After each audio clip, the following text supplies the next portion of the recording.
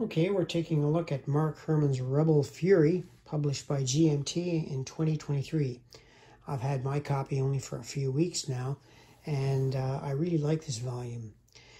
It's a good value for your money, that's for sure, because you get 6 battles of the American Civil War in one box, and they cover 2 battles in the West and 4 battles in the East.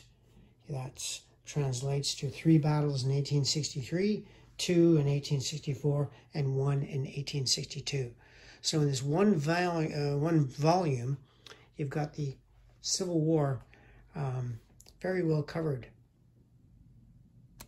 One thing I like about this, and I think it's a huge improvement over the Gettysburg game, the maps are much bigger, way bigger than Gettysburg was, because the scale is different. Like I said, you've got demi-brigades now, and you've got, well, the maps are just bigger.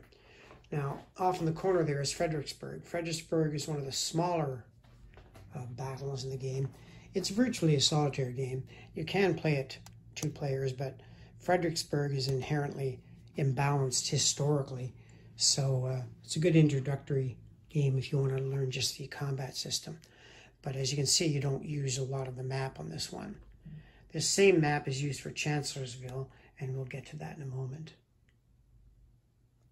Now, in this introductory video, I'm not going to be going through all the rules and the nuances of the system. I just want to introduce the battles that are included in the game. So we are taking a look at Fredericksburg here. I'm sort of doing a turn 1 move, playing it solitaire. You can see it just uses a small section of the map. So it's a good learning scenario for learning the combat system. For those of you who are familiar with it, you know, it uses a new alternate move system where one party moves 1 single counter and the other party moves 1 single counter back and forth until all counters have moved. Then you go to combat. So it's this series reminds me of the old blue and gray quads. Those are games I grew up with in, what, the 1970s, and I played them to death. You got 4 games in one box with those, and there was 2 volumes. So this is a throwback to that era. Although these are not quad games, they're much better. Mark has improved a lot on this system, come up with a whole new system, really. So that's Fredericksburg. So what I'm going to do is show you some of the other battles in the package. And before I do that, I guess I can show you some of the items that come with the game. This is the tactical position determination chart, attack results table. Got a battle summary here, sequence of play. On the flip side, you've got the terrain effects chart, of course. And over here, you've got the Union off-map display. This is used in the Chancellorsville game and the Wilderness, where units off-board can be introduced onto the board. Quite nice. Over here is the turn record chart for all 6 games, which is very handy. And you've got this chart here for tracking the use of artillery ammunition. For those of you who have Gettysburg, you'll remember that rule is in there. By the way, there's no artillery units in this game. That's handled in a strategic manner by the use of this ammunition supply chart. Mark gives the reasons for going to that system in his designer's notes, and I recommend you read those. I certainly agree with it too. For a simple game, you don't really need individual artillery batteries and brigade-sized artillery units. These are infantry fights with artillery in a supporting role, as they should be. Okay, the rule book is about 20 pages long, but it's profusely illustrated in full color. And there's an index too. I had no trouble with it. I had a question about the Chancellorsville setup, but that's because I missed something in the rules. But it's a great little game. I really like it. I certainly am looking forward to a second volume. Now, of course, you get the playbook too, which is how to set up the scenarios. Again, a nice clear charts, so you know exactly who the men are and how to set them up. very handy. Okay, here's the setup for Chancellorsville. As you can see, it uses the most of the map this time. Way off to the west here, you can see the Union Corps outflanking Lee's position. Hooker is centered at the Chancellorsville House. That's the center of gravity of the Union Army. And up here you can see the 5th Corps coming down to cross the Rapidan. Down here is the lone cavalry brigade of Fitzhugh Lee. And let's move into the Fredericksburg front. Okay, so over on the Fredericksburg front, we've got the Union pontoon bridges placed here. 6th Corps, 1st Corps, elements of the 2nd Corps. And Lee's lines still very much in the position they were at Fredericksburg. Although you've got part of Anderson's brigades over here guarding Banks Ford. And over on the right, you've got Colston's and Hill's divisions, which were a little bit further down the Rappahannock. Now in the off-board box, you've got Birney's divisions here in the Union camps, just north of Fredericksburg. And you've got elements of the 2nd Corps, Hancock and French, at Hartward Church. Way up here at Morrisville, you've got Averill's division of Stoneman's cavalry. Now, I should point out that when you're playing with the entire maps, the large maps, these games really shine because they become a war of maneuver. The game is won by the player who really outmaneuvers his opponent and brings to bear most of his troops against a portion of the other troops. Good military strategy. While, like I said, the Fredericksburg battle and Chattanooga too are smaller ones that take place in just sections of the map. But this is where the game really shines. When you get to use the large maps, there's lots of room for maneuver. So that's Chancellorsville. Okay, now we're taking a look at Chattanooga. And as I mentioned, it's one of the smaller games in the package. It uses the Chickamauga map. And as you can see for Chattanooga, we're only using the top north corner there. Because it's small, it's also a good learning scenario if you want to learn the combat. That would be a good scenario to start, Chattanooga or Fredericksburg. Now I'm going to go to a closer view here because the map is smaller and I can explain the situation a bit better. Okay, of the 6 battles that come with this package, I'm really glad they included Chattanooga because in the wargaming hobby, there's very few games I've seen on Chattanooga. I think the last one was done in the 70s. Command Magazine, I think. It's just a battle that isn't studied very much. I don't have a single dedicated book to Chattanooga, although I just downloaded one Kindle book on it, reading about the battle and campaign again. It's an inexplicable battle to me for one reason. And that reason is the total defeat of Bragg's Army of Tennessee. It's just an unusual battle. Now we've got the situation here where Bragg is technically doing sort of a siege of Chattanooga. It's not a close siege in the sense that he has every single supply line cut off. It is not.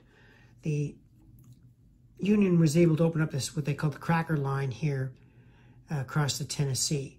Now they're in a bad way. They're not getting supplies in, but reinforcements came in. Yes, as I was saying, reinforcements did come in. Sherman's column came in here, and parts of Hooker came in there. Now, Bragg is on magnificent ground for defense. Missionary Ridge, for anyone who's been up there, you get beautiful views of the city up here. You can see Lookout Mountain several miles away. You get magnificent views of the city from up on top of Lookout Mountain. It's literally a mountain. It's huge. The fact that Union was able to take it kind of amazes me. But what happened in the battle was Thomas's men more or less just did a frontal assault against Missionary Ridge, and the Confederate Army just went to pieces. They attacked Lookout Mountain, and the Confederates retreated there. So the Confederate Army retreated down the road here and Chickamauga Station and back to Ringgold. It was a decisive Confederate defeat and kind of inexplicable to explain. It's one of the worst performances of a Confederate army I had read about. So that's it for Chattanooga. Let's take a look at 2 more games in the box. Okay, we're looking at the map that is used for Wilderness and Spotsylvania, and I'll show you those setups in a minute. Just show you the map overall. Mary's Heights is up here. That's where Fredericksburg is. Got the unfinished railroad here. You've got Wilderness Church there. And the roads by which Grant's army concentrated. And Salem Church is here, close to Fredericksburg. And Chancellorsville is there, Hazel Grove. And Laurel Hill is down here. And Spotsylvania Courthouse is here. So anyone who's visited Fredericksburg in this area, you get 3 battlefields within just an hour's drive, less even. You can visit 3 battlefields in one day. So this is a very historic area. So let's set up the Wilderness campaign to tell you a little bit about that. Okay, this is the situation at the Battle of the Wilderness. We've got Grant's army crossing the Rapidan here at this ford here and Germanna Ford. We also have other forces, the Second Corps, coming down, also crossing the Rapidan. So Grant is concentrating, and Lee is going to try to intercept him. And Lee's forces are down there on the left. Longstreet coming up. Robert E. Lee himself here, and part of Ewell's or Early's divisions coming up here to intercept Grant on the turnpike. And you've got a cavalry unit down here. W.H.F. Lee and good old Fitzhugh Lee up here. So you've got a lot of maneuvering in this particular battle. I think this is a very good, strong title in the series. Lots of maneuver, lots of things can happen. I think maybe this is one of the better scenarios in the package. But anyway, that's the Battle of the Wilderness. Lots to be explored with this one. Let's take a look now at Spotsylvania. Okay, here's the situation at Spotsylvania Courthouse just after the end of the Wilderness battle. Now, the Wilderness battle ends technically on May 6th, and this scenario starts on May 8th.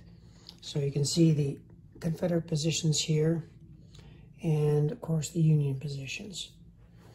Way over to the right, that's the town of Spotsylvania Courthouse, and there's Laurel Hill. So what happened historically is Lee kind of unplugged his army here in the night and cut around to Spotsylvania Courthouse because Lee anticipated that Grant would move east and try to get south. So this is going to be another maneuver game, although both parties start quite close to each other. But Spotsylvania, again, another maneuver game with quite a large map. So let's take a look at the last title in the set, Chickamauga. Okay, here's the situation at Chickamauga using the Chickamauga-Chattanooga map. You may remember we've already looked at Chattanooga up here where that other scenario set up. This is Chickamauga. Chickamauga was a 3-day battle starting on September 18th. Now, the Confederacy was able to pull off something they were never able to do again, move an entire corps of troops from Virginia all the way to here to Georgia and Tennessee. That's Longstreet's corps. So you begin with the Union Army on a line here near Chickamauga Creek, the Confederate line under Bragg here, and of course Chattanooga is just up here. So the objective is to eventually capture the city of Chattanooga. Chickamauga was a fairly even battle, but through an accident, a Union brigade pulled out of line just when Longstreet's men launching an assault. So they kind of broke Rosecrans' army in half, and it fled in retreat up here to Rossville and back to Chattanooga. General Thomas made a valiant stand here at Snodgrass Hill, saving the army. So Chickamauga and Chattanooga, again, are two nice coupled battles. Play Chickamauga, then with the surviving units, if you want, play out Chattanooga. Now, they're not bridged that way in the scenario book, but, well, it's your game. You can do whatever you want with it. The only other game of Chickamauga that I ever played was, I think one by Phoenix Enterprises, maybe. And I remember the old quad. Chickamauga is an interesting battle. It's very even. It's almost a set-piece battle. Got a lot of wilderness campaign. And in this series, I think this would be sort of a compromise between a battle game and maneuver. As you can see, most of the units are not adjacent to the enemy, so there will be a lot of maneuver in this particular battle. I think this will be a very good title in the series. So I'm going to end the video there. That's my little summary of Rebel Fury. I haven't told you about the rules, how to play. For those of you who buy the game, you'll be reading the rules and you can figure it out. Plus, other people have done videos on how to play. I just wanted to show you a little bit more detail of what you get in the box. And one of the prime features are that, at least for me, that you get 6 battles in one box. Curious to see what Volume 2 will like. We may not see that for another year or so, but will there be any battles from 1861? Maybe a few more 62 battles? Will it still be a mix of Western and Eastern theaters? That remains to be seen. But Rebel Fury, this is a game I'm certainly keeping, and I expect to be playing it a lot more.